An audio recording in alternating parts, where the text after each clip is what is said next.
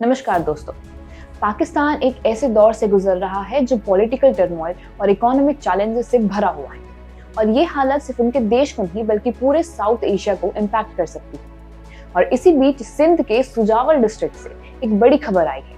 Pakistan petroleum limited ने एक नई हाइड्रोकार्बन डिस्कवरी की।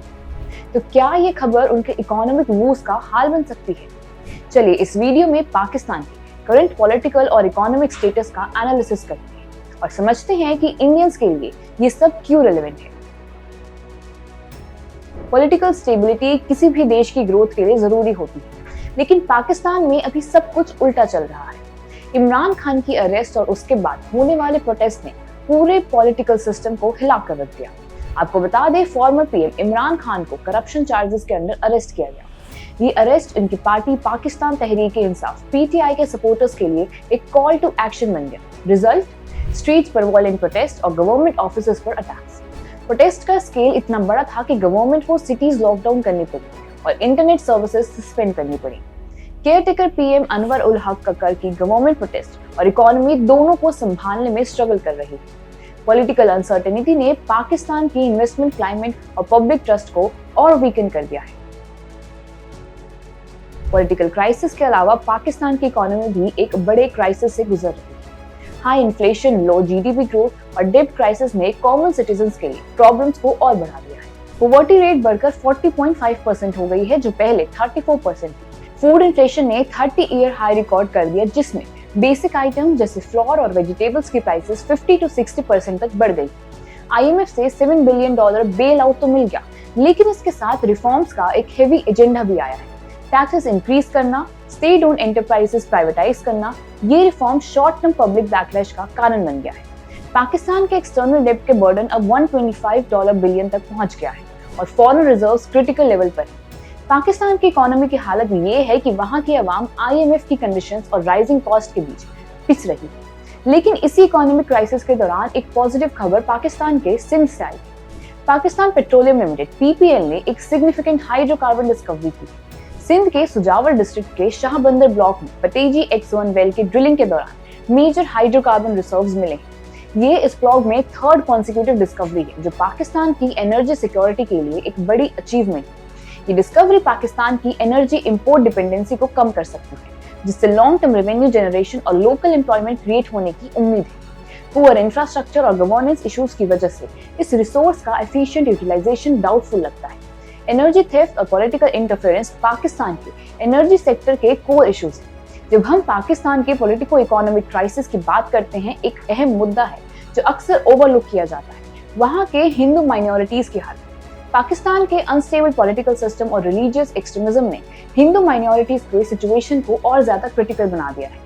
आज हम इस मुद्दे को डिटेल में समझते हैं और एनालाइज करते हैं कि कैसे ये क्राइसिस सिर्फ पाकिस्तान के लिए नहीं बल्कि पूरे साउथ एशिया के स्टेबिलिटी के लिए एक चैलेंज है। 1947 के पार्टीशन के वक्त पाकिस्तान में हिंदू टोटल पॉपुलेशन का 15%, लेकिन अब ये नंबर सिर्फ 2% के करीब है। ये decline primarily forced conversions, persecution और लैक ऑफ सिक्योरिटी की वजह से हुआ है। सर्दर्न सिंध, जो हिस्टोरिकली हिंदू डोमिनेटेड रहा, अब वहां भी माइनॉरिटीज की कंडीशन दिन ब दिन डिटोरिएट हो रही है। रिपोर्ट्स के हिसाब से हर साल 1000 से ज्यादा हिंदू और क्रिश्चियन लड़कियों का अबडक्शन होता है, जिन्हें जबरदस्ती कन्वर्ट करके उनका निकाह करा दिया जाता है। सिंध के रूरल एरिया जहां हिंदू फैमिलीज कंसंट्रेटेड हैं, वहां ये केसेस सबसे ज्यादा होते हैं। ह्यूमन राइट्स ऑर्गेनाइजेशंस का कहना है कि पाकिस्तान के लीगल सिस्टम में लूपहोल्स और लॉ एनफोर्समेंट की फेलियर्स इस प्रॉब्लम को और बढ़ावा देते हैं। पाकिस्तान में हिंदू टेम्पल्स और रिलीजियस साइट्स पर अटैक्स काफी कॉमन है। सिंध के नगर पारकर एरिया में एक 150 साल पुराने टेम्पल पर मॉब अटैक किया गया, जिसमें मंदिर काफी डैमेज हो गई। ऐसे इंसिडेंट्स माइनॉरिटीज के अंदर फियर और इनसिक्योरिटी बढ़ाते हैं। हिंदू माइनॉरिटीज को पाकिस्तान के पॉलिटिकल और इकोनॉमिक सिस्टम में रिप्रेजेंटेशन नहीं मिलती। उन्हें अक्सर मैनुअल लेबर और लो पेइंग जॉब्स तक रिस्ट्रिक्टेड कर दिया जाता है और एजुकेशन और हेल्थ केयर का एक्सेस भी बहुत लिमिटेड है। पॉलिटिकल लीडरशिप और पब्लिक डिस्कोर्स में उनकी सिचुएशन को कभी हाईलाइट नहीं किया जाता। ये हालत सिर्फ माइनॉरिटीज का इशू नहीं है, बल्कि पूरे साउथ एशिया के सेक्युलरिज्म और रिलीजियस हार्मनी के लिए एक चैलेंज है। इंडिया के लिए ये समझना जरूरी है कि पाकिस्तान में हो रहे हिंदू परसिक्यूशन रीजनल स्टेबिलिटी को डायरेक्टली इम्पैक्ट कर सकता है। अब जब पाकिस्तान पॉलिटिकल और इकोनॉमिक क्राइसिस से गुजर रहा है, हमारे साउथ एशियन रीजन के दूसरे देश की हालत भी कुछ अलग नहीं है। बांग्लादेश एक बड़ी ह्यूमैनिटेरियन क्राइसिस फेस कर रहा है। वहां भी जिस तरीके से माइनॉरिटीज को पर्ज किया जा रहा है वो चिंता का विषय है। लेकिन इसके साथ ही वहां और भी चीजें हैं जो हालात को गंभीर बना रही हैं। Rohingya refugee crisis. 1 million Rohingya refugees को होस्ट करते बांग्लादेश का सोशल इकोनॉमिक स्ट्रेस बढ़ गया है। क्लाइमेट चेंज की वजह से फ्लड्स और क्रॉप फेलियर्स ने उनके सिचुएशन को और खराब कर दिया है। इंडिया ने बांग्लादेश और नेपाल के ह्यूमैनिटेरियन प्रोजेक्ट्स में इन्वेस्टमेंट करके स्टेबिलिटी को प्रमोट किया है। पाकिस्तान के क्राइसिस पर भी इंडिया को क्लोजली मॉनिटर करना चाहिए, क्योंकि उनकी इंस्टेबिलिटी का डायरेक्ट इम्पैक्ट साउथ एशिया पर पड़ सकता है। इंडिया के लिए ये एक अपॉर्चुनिटी है कि वो अपने रीजनल लीडरशिप रोल को और स्ट्रेंथन करे और रीजनल पीस को प्रमोट करे।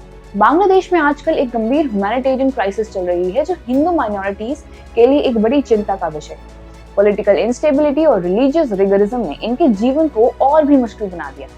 अगस्त 2024 में प्रधानमंत्री शेख हसीना की पोस्ट छोड़ने के बाद देश में वाइड स्प्रेड अनरेस्ट फैल गई। इस दौरान हिंदू कम्युनिटीज को निशाना बनाया गया, जिसमें उनके मंदिरों और घरों पर हमले हुए। इस दौरान हिंदू कम्युनिटी के खिलाफ कई हमले हुए। मंदिरों को तोड़ा गया है, घरों को जला दिया गया है और इंसानों को मार दिया गया। ये घटनाएं देश के कई जगहों में देखी गई। रिपोर्ट्स के अनुसार हर साल लगभग 1000 हिंदू और क्रिश्चियन लड़कियों की किडनैपिंग होती है, जिनके फोर्सफुली रिलीजन चेंज करवाकर उनकी शादी करवा दी जाती है।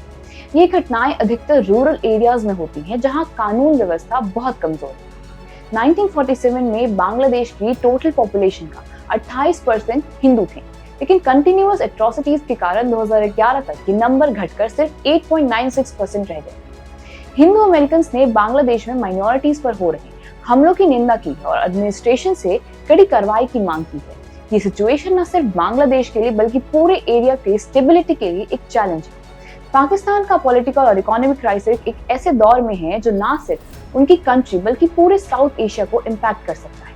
लेकिन सिंध की हाइड्रोकार्बन डिस्कवरी जैसे पॉजिटिव डेवलपमेंट्स उनका फ्यूचर शेप करने में मदद कर सकती है, अगर उन्हें सही तरीके से यूटिलाइज किया जाए।